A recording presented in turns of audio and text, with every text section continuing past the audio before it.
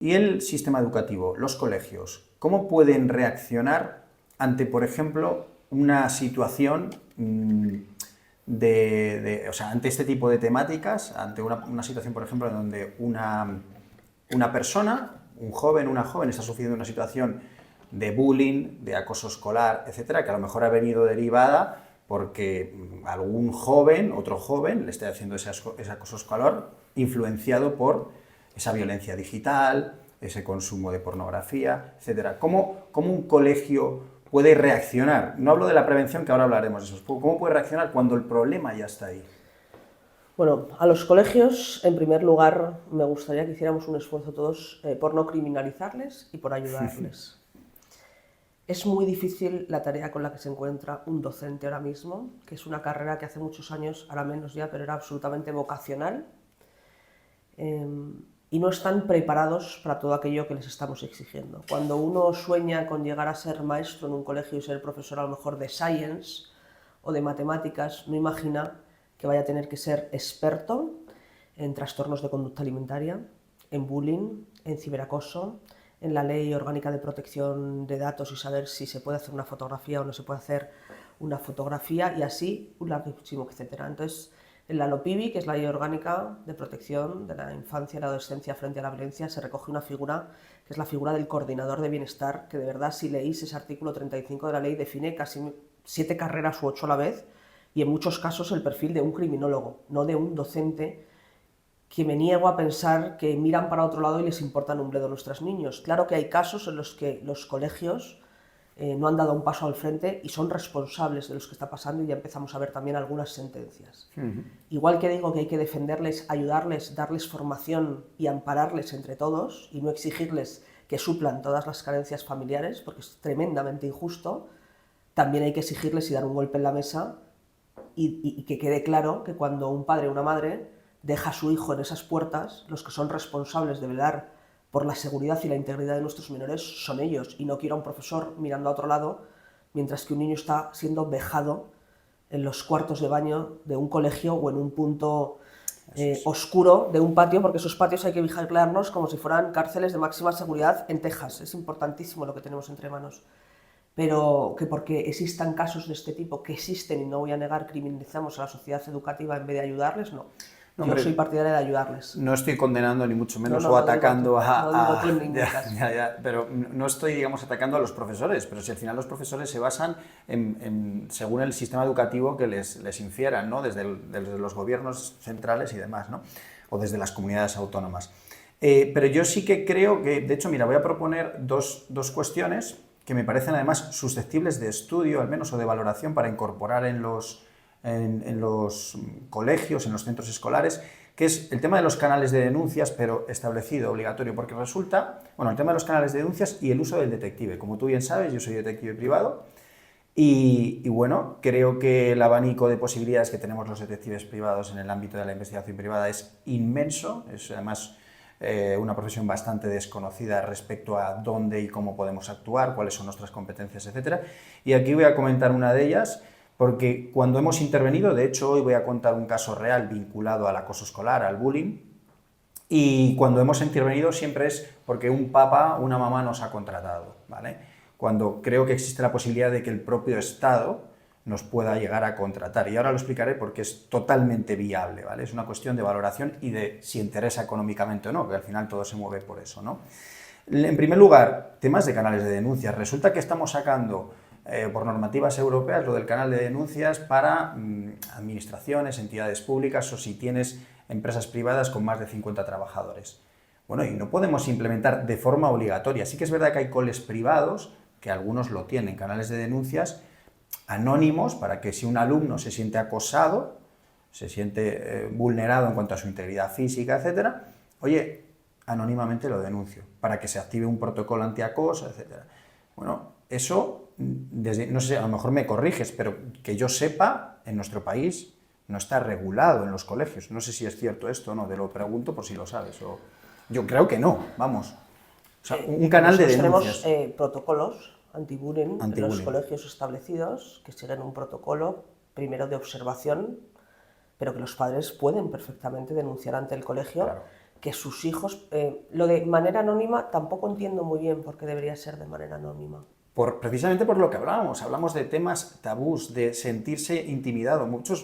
Tú bien lo sabrás que, vamos a ver, muchos alumnos tienen vergüenza y a lo mejor llegan a casa y no les cuentan a sus papás lo que les está ocurriendo.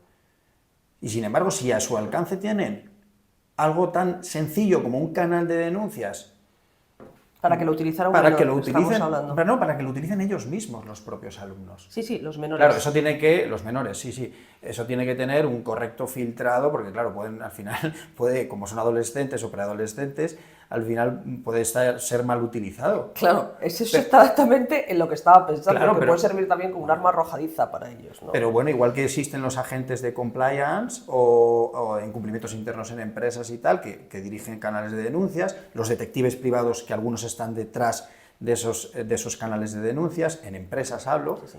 ¿Por qué no perfectamente se puede estar pues ofreciendo esto? Yo lo veo totalmente viable y hasta necesario.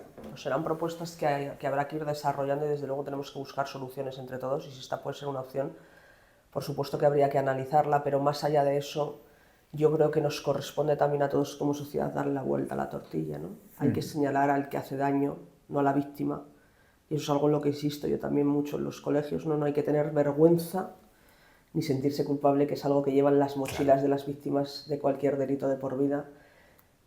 A ti te están haciendo daño y tienes derecho a gritar muy fuerte que te están haciendo daño y tus compañeros te deberían respaldar.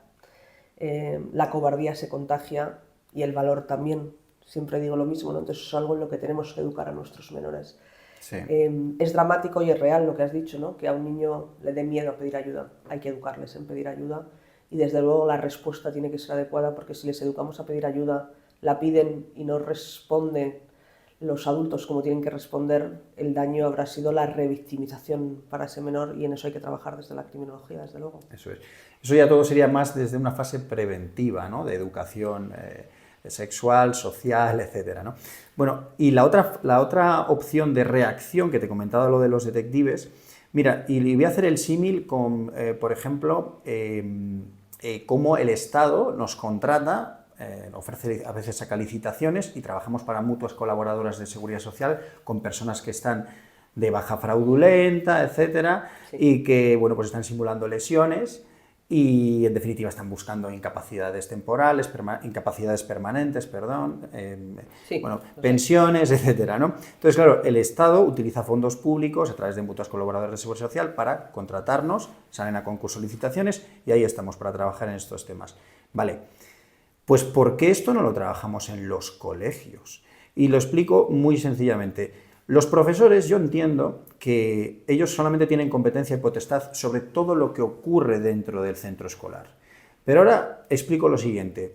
Cuando tú vas a tu puesto de trabajo, vas en moto, vas en coche, vas en autobús, si durante ese trayecto tienes un accidente, eso es un accidente laboral, ¿vale? Esto es importante entenderlo, esto es un accidente laboral. Cuando un joven va a su colegio, cuando un joven va a su instituto, a su centro escolar, está acudiendo a formarse. Y esto debería de ser también competencia en ese momento, en ese pequeño trayecto. Probablemente sea difícil de determinar, no digo que no, ¿vale? Pero en ese trayecto está acudiendo a formarse, por lo tanto, de algún modo también podría ser competencia educativa o del Ministerio de Educación, etcétera, ¿no? Entonces, ¿por qué no sacamos licitaciones para proteger a esos jóvenes, a esos menores que cuando salen de sus centros escolares en la calle, en los parques, camino a sus casas, están perseguidos, acosados, insultados, difamados? Esto es lamentable y completamente desprotegidos, además, que es lo preocupante. Entonces, ¿por qué no puedes poner un detective privado que continúe, que siga el seguimiento de ese joven, de esa menor, que va desde el colegio hasta su casa? Me parece completamente viable. Me parece viable, no lo sé, lo que me parece Tal vez no lo es... habías escuchado nunca esto, o valorado. No lo había escuchado y me preocupa. Y te digo por qué me preocupa, porque si tenemos que llegar a ese límite, algo estamos haciendo francamente mal. Sí. Si hay que llegar a escoltar, que es de lo que estamos hablando, Sí. a nuestros menores en un trayecto escolar, nuestra sociedad está francamente enferma. Claro, lógicamente eso se acepta, quiero decir, eso lógicamente tiene que establecerse dentro de unos canales oficiales, es decir, por ejemplo, activamos canal de denuncias, activamos lo del detective, por ejemplo, te pongo, oye, si perfectamente entra una denuncia anónima de este tipo, oye, vamos a poner los ojos sobre este menor dentro del centro escolar. Y oye, vamos a ver si lo que ocurre también fuera. Al final no es una cuestión de poner detectives masivamente, sino de estudiar cada caso en profundidad. Sí, no sé cuánto de intrusivo puede llegar a eso y habría que estudiarlo También. con los menores, porque cuando de menores estamos hablando, pues es más complejo. En cualquier caso, cualquier iniciativa de este tipo habría que estudiarlas en profundidad y solo estar trabajando en ellas pues ya es esperanzador y también un poco, bueno, es dramático, ¿no? Pensar que necesitamos esto para los niños. Es verdad que hay una figura que es la policía local, los agentes tutores, que es una figura que yo defiendo muchísimo, que es la policía de barrio, que está muy pendiente en determinadas zonas, conocen perfectamente cuál puede ser la conflictividad de su zona, saben que cuando salen determinados niños de determinados barrios o institutos, por ejemplo, pues están pendientes de determinadas pandillas o bandas juveniles de captarlos y hacen una labor preventiva y de vigilancia en esos casos, ¿no? Pero con realidades puntuales, no para un niño específico, sino porque Claro. saben que pueden tener en otras zonas, a lo mejor no son las bandas juveniles, sino que son un problema con las drogas, ¿no? Entonces están pendientes de que en determinados puntos calientes, pues los menores que pueden estar jugando a lo mejor en una cancha de baloncesto, pues no sean tentados para consumir según qué sustancia, ¿no? Pero más allá de eso me parece complejo establecerlo, la verdad. Bueno, por lo menos eso puede ser objeto de estudio y de No, valoración. eso siempre, porque ganaremos todos y aprenderemos cosas, pero me parece complejo instaurarlo.